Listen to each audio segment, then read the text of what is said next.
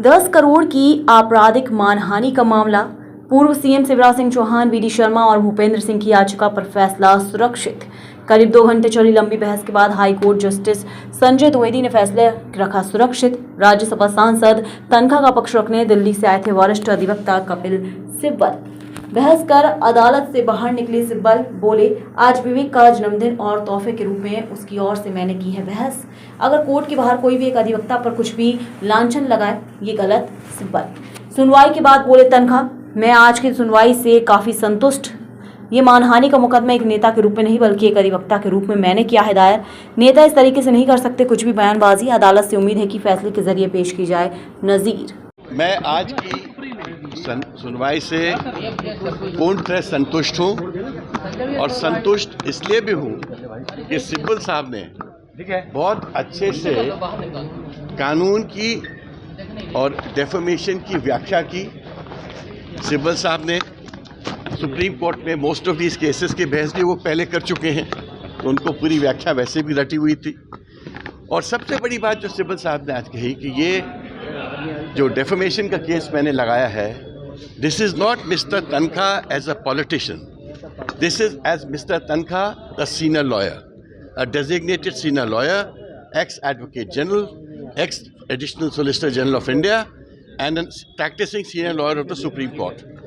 किसी भी पॉलिटिशियन को एक लेसन लेना चाहिए कि कोर्ट के बारे में, कोर्ट कचहरी के बारे में जो प्रोसीडिंग्स हैं उनके बारे में झूठ मत बोलो, खिलवाड़ मत करो, क्योंकि ये सीरियस बिजनेस है, ये देश का बिजनेस है।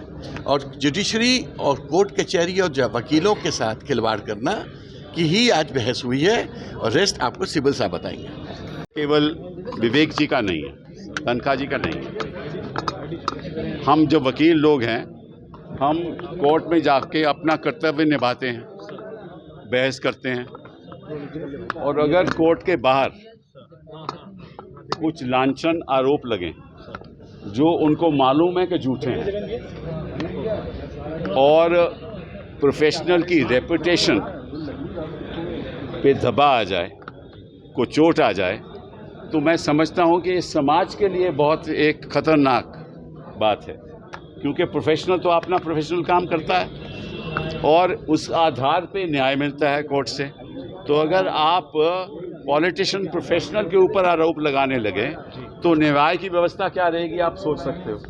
तो ये विवेक जी का एक केस, इसलिए मैं यहाँ आया हूँ और इसलिए मैं आज तोहफा इनको इसके जन्मदिन में दे रहा हूँ कि ये एक बहुत बड़ा मुद्दा आपके द्वारा देश के सामने उभरा है कि किस तरीके से प्रोफेशनल्स के जो कॉन्डक्ट होता है उसके बारे में पॉलिटिशियंस को, ख़ास तौर पे जिस प्रदेश का जो मुख्यमंत्री रह चुके हैं, उनको मालूम है। 19 तारीख को हमने उनको नोटिस दिया कि जो आप कह रहे हैं बिल्कुल गलत है, आपने मानहानि किया है और हमें दोषी ठहराया है, क्योंकि हमने तो ये मुद्दा लेकर ही नहीं गए। ओबीसी का मुद्दा तो हमारे पास था ही नहीं। हम तो एक ऑर्डिनेंस के खिलाफ हम पिटीशन फाइल किए थे कि आपने रोटेशन नहीं की, आपके डिलिमिटेशन नहीं की, उसके बगैर तो चुनाव हो ही नहीं सकते। तो हमने तो कभी ओबीसी की बात ही नहीं की। और ये जो आप आरोप लगा रहे हैं वो गलत है और ये झूठा है। 19 दिसंबर को हमने उनको नोटिस दिया, कोई जवाब नहीं आया। उसके बाद 21 दिसंबर को विवेक जी ने प्रेस कॉन्फ्रेंस की कि आप झूठ बोल रहे हैं, उसका जवाब नहीं आया। और 2024 को जब उन्होंने 25 तारीख को इन्होंने स्टेटमेंट दी और ये नहीं न्यूज़पेपर को बताया कि जो मैंने कहा है वो गलत है। अब तक नहीं बताया, आज तक नहीं बताया। केवल इतना कहा कोर्ट में 2024 में कि जो न्यूज़पेपर ने कहा है वो मेरे लफ्ज़ों में कोट करके नहीं कहा, यही है।